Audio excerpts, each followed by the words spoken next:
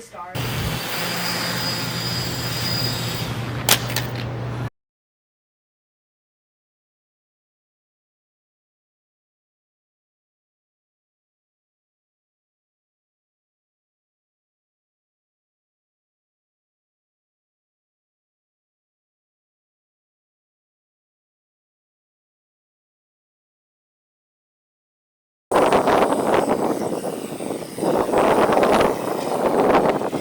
Oh no.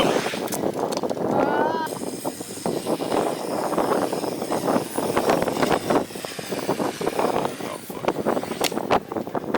That's not good.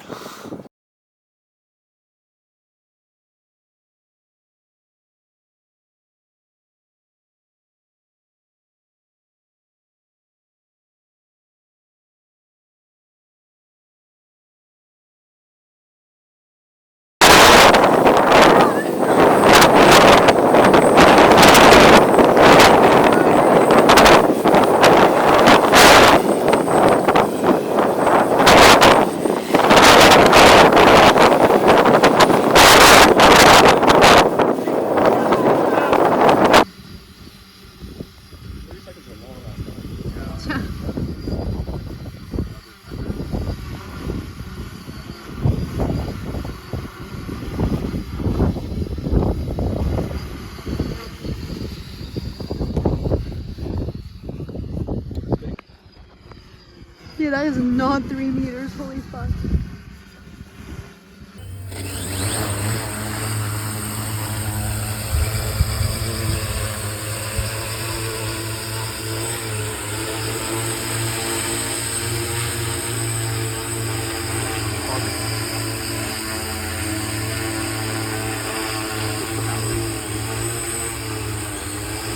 The battery?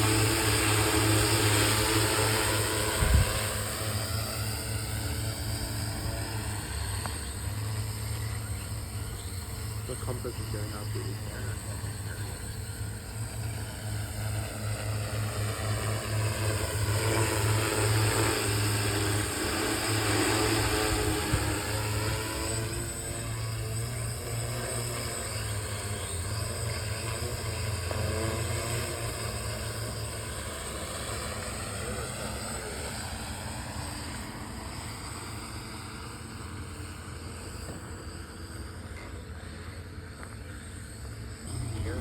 Alright, let's land that nicely. Woo.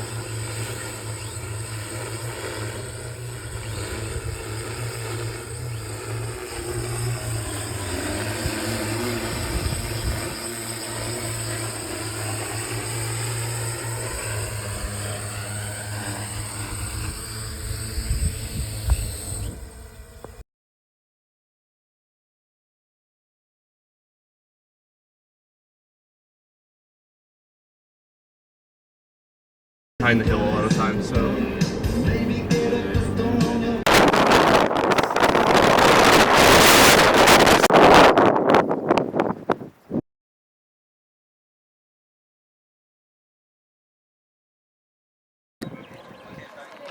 We have a Jessica. Oh, the landing gear. Hey everyone, I'm Romain. I'm Alex. And we're here representing the Yale Drones and Vertical Flight Society. We're really excited to be here. This is our first time at AAC. Yeah, we have a problem. Forest fires are getting worse year over year, and 2023 was the worst year on record. The solution to this, fast response drones that can get out there and put out the fires, is going to become a problem. The current drone designs have their drawbacks. So multi-copters like this one have limited range and are generally pretty slow. Quad planes like this next one here are inefficient and rather bulky. And this is when we fly in. Our solution combines the best of both worlds, incorporating stable quad-copter hover performance and the efficiency and high speed of winged flight. Alors, avant que nous introduisions notre concept, on voulait parler un peu sur le sujet de notre équipe. Alors, on est une équipe de conception à MDVFS créée juste il y a 3 ans. Mais on a grandi assez rapidement. Alors en ce moment, on a 156 membres à travers 7 facultés et 5 disciplines de génie. Notre spécialisation se trouve vraiment dans la création des drones de type tail-sitter. C'est de travailler avec des étudiants diplômés, professeurs améliorés pour avancer le domaine en général. Et finalement aussi, on participe beaucoup avec le chapitre de VFS de Montréal pour montrer notre passion pour le vol vertical. So many of you guys may remember the Fort McMurray fire that happened here in Alberta in 2016. So you guys can see here in the red is the burned area. And what we've shown on the top of that is what it would look like if the Ministry of Forests deployed 3 of our drones across this area. And so thanks to our performance metrics, we'd be able to reach any fire within the green area in just under 19 minutes. Yeah. And all of this is at an affordable cost of under $3,600 for all materials, spread out across the subsystems, as you can see here. So just some brief technical highlights about our drone. So we're using custom-made batteries, which give us really high power for low weight and low cost. We've also built our own carbon fiber wings. We've been working with some professors at McGill to develop wind sensor technology that allows us to get like a more stable hover. And finally, we've leaned a lot into 3D printing with 60% of our parts made that way so that they can be easily swapped out. Yeah. Our design has improved and changed a lot since you last saw it in January. Design report. One of the most striking changes visually is that we removed the canards as through testing and some simulations. We decided that they're not actually needed for aircraft stability in flight. As well, we decided to switch to a small quadcopter for phase 1 of the competition trials, as it has higher stability and good enough range while still running the exact same electronics as the big drone. Okay, and then next on the automation side, we've also switched to a new detection algorithm for phase 1. And that's just because we were able to get like a simpler and more reliable system going. And then secondly, we pivoted away from our project to build a custom flight computer, and instead we're updating that to a 2-year timeline. And lastly, we all know that there's no thing as a fail-safe design, which is why we made our drone to fail safely. By utilizing a failure cascade where the 3D printed parts could be easily replaced, will fail first, and protecting the expensive and time-consuming carbon fiber parts and propellers. So now let's move on to how we plan to tackle this challenge. For phase 1, first, the operators will locate the high-risk fire area, either visually or through satellite imagery, and then an automated ground station code creates the grid-like search pattern flight plan. Lastly, the operator reviews the proposed flight plan, and the drone can take off and fly autonomously. Then, in flight, the drone executes the search pattern to locate the hotspots with a downwards-facing AI camera that can detect the hotspots and do calculations to figure out their precise locations. Then, when the drone comes back to home base, it uploads the coordinates of the hotspots, and the ground station autonomously creates a map that shows the operator exactly where they are.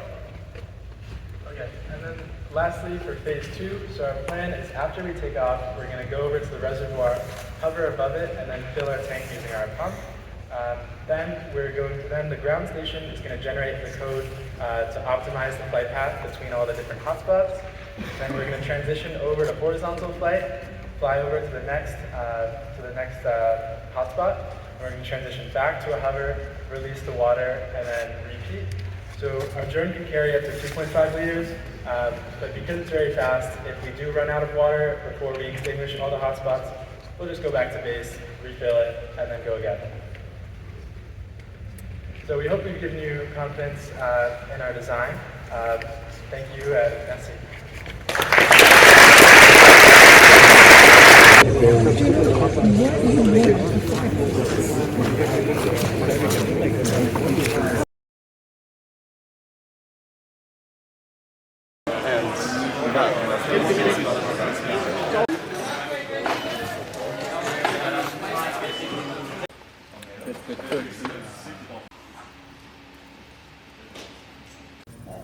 It's a little loose, but I did it.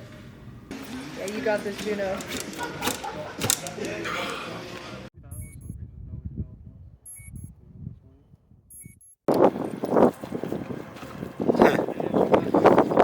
to check the alignment of making sure that it's spinning right. That's just a windsock. We don't have a GPS.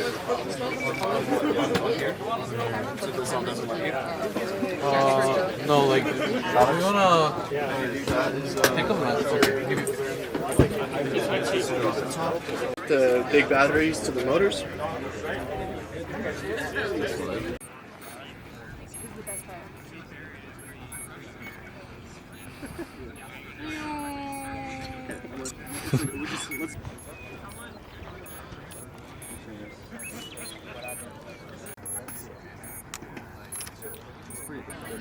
Successful.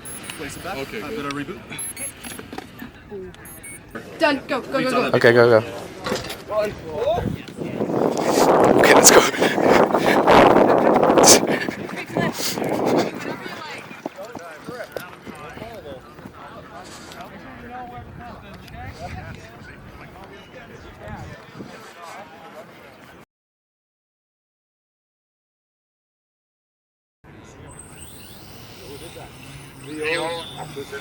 Oh shit.